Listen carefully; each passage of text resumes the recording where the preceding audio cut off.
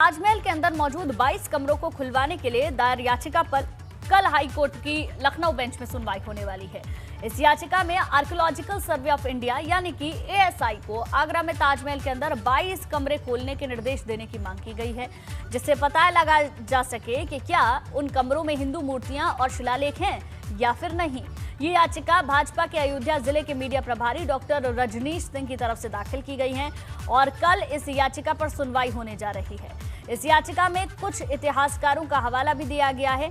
PN okay और कई इतिहासकारों का मानना है कि उन कमरों में शिव का मंदिर है। याचिका में कहा गया है कि ताजमहल की 4 मंजिला इमारत के ऊपरी और निचली हिस्से में 20 कमरे हैं जो स्थायी रूप से बंद हैं। जिस तरीके से याचिका दायर की गई है कि ताजमहल में 22 ऐसे कमरे जो लंबे समय से बंद हैं और उन्हें खोला जाए क्योंकि वहां पर हिंदू देवी देवताओं की मूर्तियां हो सकती हैं। आप इतिहासकार हैं, लंबा आपने काम किया है, आपका क्या मत है इस पर? अगर आप ऐतिहासिक तथ्यों के ऊपर आप बात करें तो आप ये पाएंगे कि शाहजहां ने खुद ये जो ज़मीन खरीदी थी जिसके ऊपर कि ताजमहल बनाया है, 17 एकड़ में बना हुआ है, वो जगह जो खरीदी थी उन्होंने राजा जयसिंह से खरीदी थी और वहाँ पर राजा जयसिंह की हवेली थी। अब राजा जयसिंह की जब हवेली थी तो ये अनुमान का विषय है, जैसे कि हमेशा आप कोई एक हिस्ट्री के अंदर जैसे कहते हैं मिसिंग लिंक्स, आपको कुछ फैक्ट्स मालूम है और लॉ में भी यही होता है, तो आप कुछ एज्यूम करते हैं कि अपने आप नहीं हो सकता है। ठीक इसी ढंग से अगर वहाँ पर हवेली थी, राजा जयसिंह की हवेली थी तो रूलर थे वो, तो छोटी हवेली तो होगी नहीं, बहुत बड़ी हवेली होगी।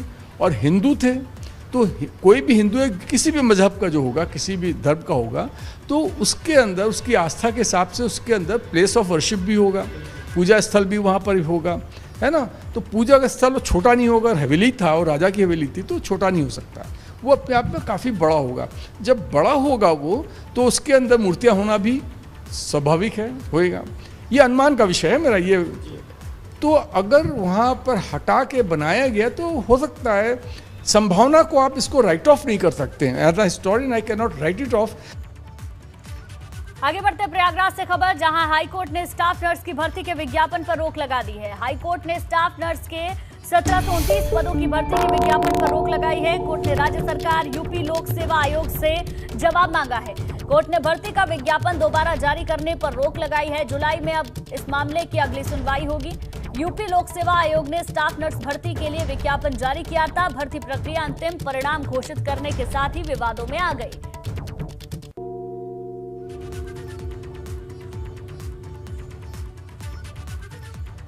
अब खबर नोएडा से है, जहां दिन दहाड़े गन पॉइंट पर कलेक्शन एजेंट से लगभग 7 लाख की लूट को अंजाम दिया गया। इस वारदात का सीसीटीवी एबीपी गंगा के हाथ लगा है, जिसमें आप साफ देख सकते हैं कि बाइक सवार बदमाश सरेआम हथियारों के दम पर एजेंट से लूटपाट करते हैं।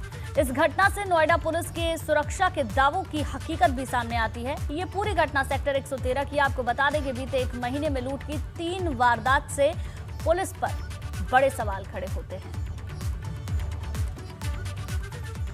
वहीं झांसी से एक वीडियो भी सामने आया है। मारपीट के इस वीडियो को देखकर आपकी रूह कांप उठेगी, क्योंकि बीच बाजार में सरेआम भयंकर मारपीट की तस्वीरें सामने आई हैं। मामला सिटी कोतवाली क्षेत्र का है, जहां 2 गुटों के बीच जमकर हाथापाई हुई। सामान रखने को लेकर 2 दुकानदारों का विवाद मारपीट में बदल गया। अब इस मामले में पुलिस ने केस दर्ज कर लिया है।